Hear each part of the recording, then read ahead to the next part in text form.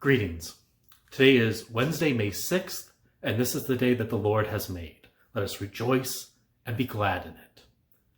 I'm continuing to use the book of Ruth as a guide to prepare us for Mother's Day this year. Today I'm going to read and reflect on the second chapter where Ruth meets Boaz.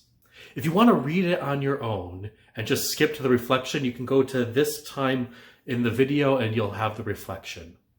Otherwise, I'd invite you to hear now the words of Ruth Chapter 2. Naomi had a relative of her husband's, a mighty man of wealth of the family of Elimelech, and his name was Boaz. Ruth the Moabitess said to Naomi, "Let me now go to the field and glean among the ears of grain after him in whose sight I find favor." She said to her, "Go, my daughter."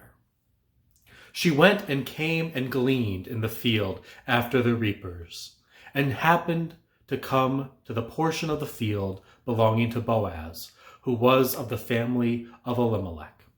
Behold, Boaz came from Bethlehem and said to the reapers, "May Yahweh find favor with you." They answered him, "May Yahweh bless you."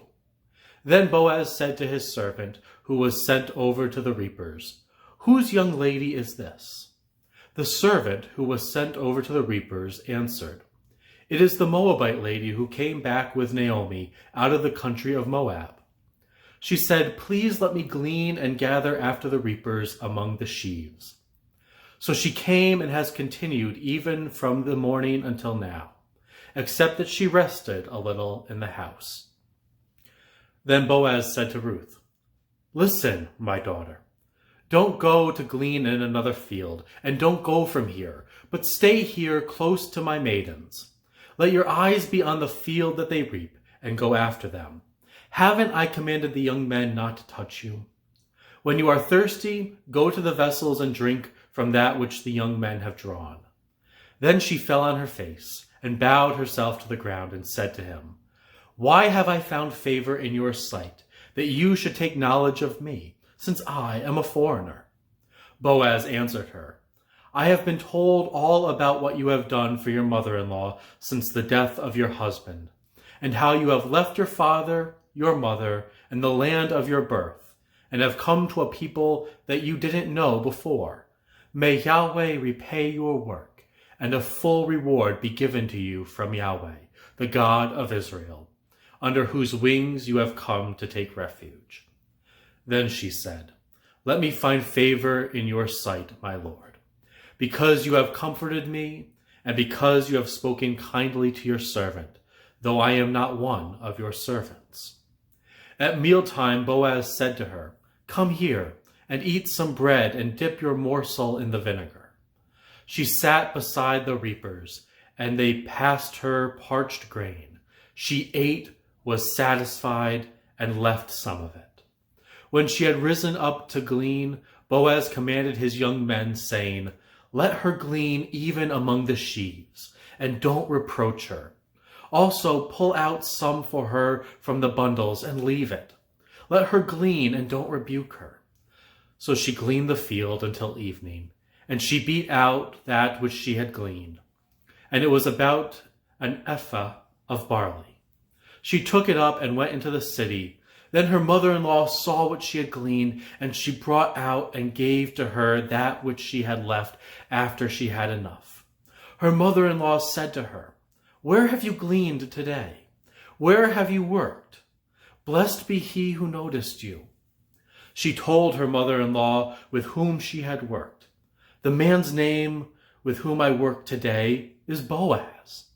Naomi said to her daughter-in-law, "May he be blessed by Yahweh, who has not abandoned his kindness to the living and to the dead." Naomi said to her, "The man is a close relative to us, one of our near kinsmen." Ruth, the Moabitess, said, "Yes, he said to me, 'You shall stay close to my young men until they have finished all my harvest.'" Naomi said to Ruth, her daughter-in-law, "It is good, my daughter, that you go out with his maidens, and that they not meet you in any other field." So she stayed close to the maidens of Boaz to glean to the end of the barley harvest and of the wheat harvest, and she lived with her mother-in-law. I don't want us to get so wrapped up in the story that we miss the central theme of what is going on. I hope that makes sense. I don't want us to get so wrapped up in the cultural happenings that we miss the human nature that is on display. We could pull this story apart and learn something about ancient Near Eastern family systems, or ancient Near Eastern marital relations, or even some ancient Near Eastern farming practices. And while those may be fascinating to learn about, they aren't really what I think we should be focusing on. Rather, I would invite us to receive this story as one of kindness. Naomi, Ruth, and now Boaz all put kindness ahead of everything. Naomi by making a home for her daughter-in-law, Ruth by working in the fields, Boaz by allowing Ruth to glean the harvest. This is kindness that defies selfishness. I'm using this book as a preparation for Mother's Day because we see in this story that motherhood is so much more than just a biological process. The kindness displayed in the second chapter of Ruth becomes a hallmark of our understanding of motherhood and something that we should seek to emulate in our own lives today. Be well in body, be well in soul, until we meet again. And join me tomorrow for the third chapter of Ruth.